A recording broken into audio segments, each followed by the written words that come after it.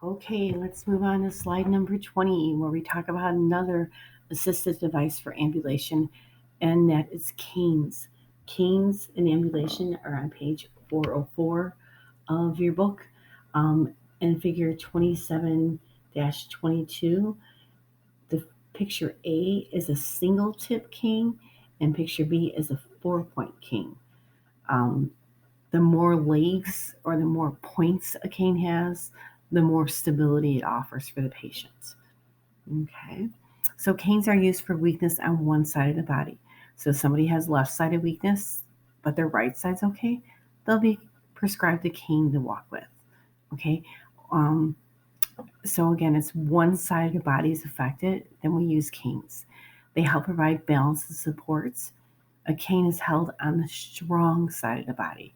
So if somebody has had a stroke and maybe they have a left-sided weakness, and if there's weakness on the left side, that cane is going to be held in the right hand. And I always think about that for a minute. If somebody's hand is weak, are they going to be able to hold a cane? No. So that means the strong hand is the hand that holds the cane. Um, the person walks as follows when they use a cane. The cane is moved forward 6 to 7 inches, and then the weak leg is moved even with the cane. So it's kind of like the cane is on the strong side and the strong hand, and the cane moves, the weak leg moves, then the strong leg moves. So it's the cane, the weak leg, the strong leg, the cane, the weak leg, the strong leg. Okay. Um, you can see in the slides how it's listed out. The cane tip is about 10 inches to the side of the foot. So it's kind of off to the side of the foot.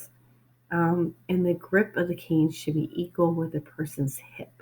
If it's too high, it's going to cause pressure on their shoulders. If it's too low, it's going to cause pressure on their lower back. So that cane needs to be adjusted where the handle part is at the hip of the patient. Um, if you usually don't adjust the heights or the lengths of canes. Physical therapy will set them. If you feel that they're not the right length, you could get a hold of therapy and they can adjust them, or your nurse can help adjust them. Okay. And again, the cane is always held in the strong hand, not the weak hand. You can see the series of how a cane is walked using a cane walking in a picture series on page 404 of your book. It says A, B, and C picture, and it shows you the cane goes forward, then the weak leg goes forward, and then the strong leg.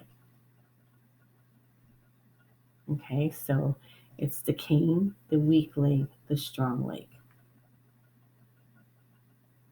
And again, that's in figure 27 23 on page 404 of your book. Moving on to slide 21. Another assistive device that people can use are walkers.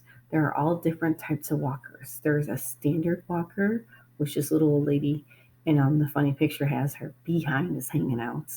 We should probably make sure the person is covered on the backside before they're walking. Her walker in the picture on your slide is what we call a rolling walker. It has two pegs on the backside, but two wheels on the front to help her wheel along. Okay. A standard walker will either have wheels or will have just all four pegs.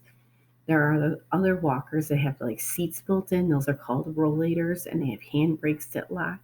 So there's different types of walkers, but the one that's in the picture on your slides and the one that's in your book are the most common kinds that you'll see. And those in the book are on page 405. Wheeled walkers are very common. The person pushes the walker about 6 to 8 inches in front of his or her feet. The weak leg moves forward, then supporting the weight on the walker, the strong leg moves forward. Okay, so um, never use a walker to help somebody stand up. You stand them up using a gait belt, and then you put the walker in place. Because if they grab that walker when they stand up, the walker can tip back and they could fall or tip forward. So you want to make sure that you're supporting them when they stand, and then once they're steady, you put the walker for their use.